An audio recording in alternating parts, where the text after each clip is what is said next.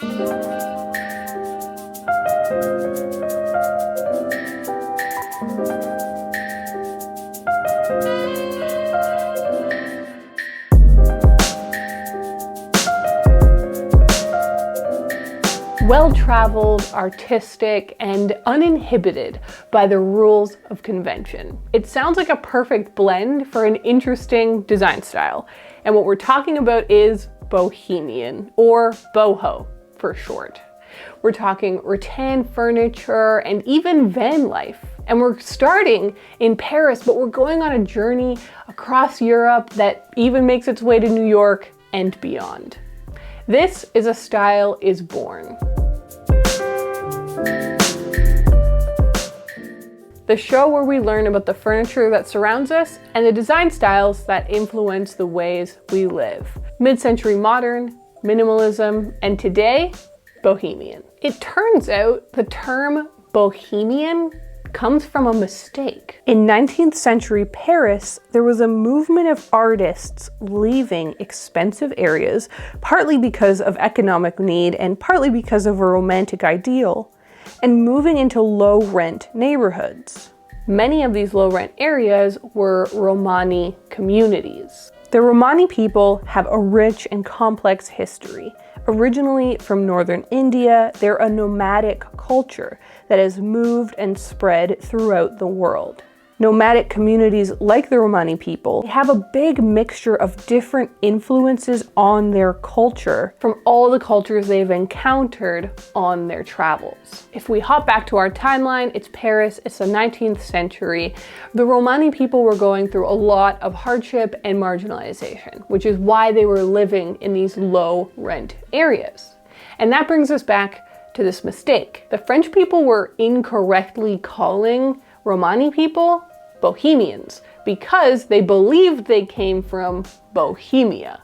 Bohemia was a medieval kingdom in the Czech region of Europe that has over the centuries reformed and shaped into what is now the Czech Republic. There is evidence that there was probably a community of Romani people that lived in Bohemia, but it was this mistake, this misunderstanding that had French people mislabeling and basically using the term Bohemian interchangeably with Romani. So we have these artists, musicians, writers, painters moving into these Romani neighborhoods, and proximity enough would be reason to start calling them Bohemians as well, but the similarities grow and grow. These artists were embracing lifestyles that were nonconformist, unconventional, very casual, worldly, and mobile in a time where all of those things were really different from the norm. And this is a historical example of how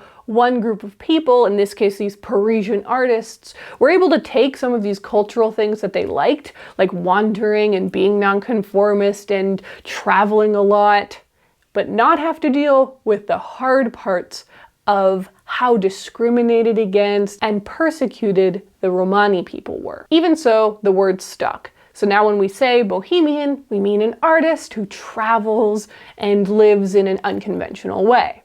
And this movement spread across the world. In New York, in 1885, the Hotel Chelsea was built, one of the most beautiful examples of this bohemian lifestyle. It became home to so many artists over its lifetime. Writers like Mark Twain and Allen Ginsberg, musicians like Patti Smith and Jim Morrison, and visual artists like Andy Warhol. When you look inside at what the Chelsea Hotel looked like during this era, you can see how the interior design style we know today has warped its way through history. And that brings us full circle to what we mean today when we say Bohemian or BoHo. Exposed brick or broken plaster? That's because the original Bohemian artists were living in rundown buildings. An eclectic mix of world decor? That's because the original Bohemian artists were traveling a lot. Rugs, throws, worn-in couches? That's because the original Bohemian artists embraced casual, comfortable lives outside of capitalism to focus on their art. Now that we know the backstory, now that we know where this style started from and what the term actually means, let's look at what the common elements of Bohemian style actually are. Here is how to identify if you're standing in a Bohemian room. Number one, it's eclectic and maximalist. Bohemian is a maximalist style. Some of the other styles we've looked at before, like Japandi, are minimalist styles that are trying to be more sparing with the furniture that they introduced. Not Bohemian, it's maximalist, which means it enjoys and encourages having a lot of stuff.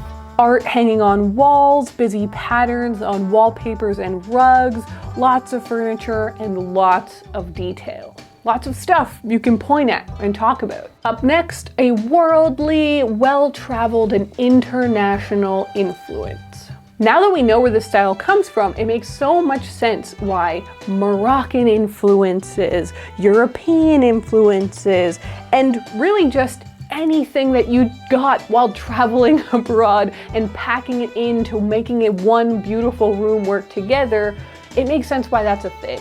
A big part of this style is about trying to find great items from different styles and different cultures and bringing them together. Up next is botanicals. Plants everywhere. Vines, plants propagating, and beautiful pots for those plants to live in. And finally, for our list, woven elements. These can show up in furniture, in rugs, in wall hangings. It's a great way to celebrate and enhance that feeling of living a very casual, cozy, non-rigid lifestyle. Have you noticed that Bohemian rooms always have rattan? There's always an element, there's always a basket at the very minimum. But what actually is rattan furniture? We're going to do a bit of a deep dive and look at this iconic material and why it's become a little intertwined with Bohemian. Let's start by getting our terms right. What is the difference between rattan and wicker? Rattan is the name of the material. It's used as an umbrella term for the type of palm plant that this furniture is made of and includes over 600 types of plants. Wicker is the name of the method of weaving that has been traced back as far as ancient Egypt and might actually predate pottery, making it one of the oldest known furniture making methods. So, wicker furniture can be made out of rattan, but it could also be made out of other materials too, like bamboo. That being said, however, rattan is the most popular and favorable material for wicker furniture to be made of, which is why those two terms have sort of become interchangeable. The more you know. Wicker furniture had a resurgence in the Victorian period because of a lot of practical factors. It was lightweight, easy to clean, easy to paint, and because it had the Victorian flair of being ornate and elaborate. Wicker has never truly gone out of fashion, and it had a big resurgence in the 60s and 70s as part of the hippie movement, which is definitely adjacent to the Bohemian movement. When you think about non-conforming artists, it all comes together. Designers like Gabriella Crespi and Paul Frankel gave a lot of legitimacy to wicker furniture. One place you can often see rattan accessories are in vans for people who are living on the road.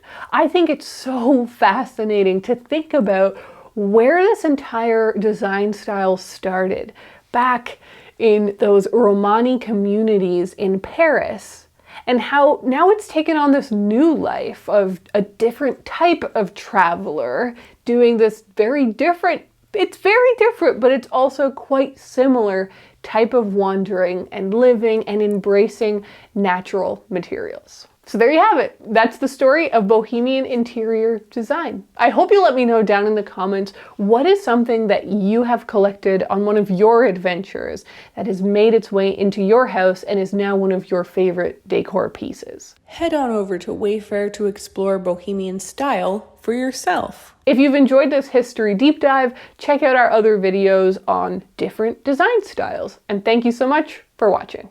Bye.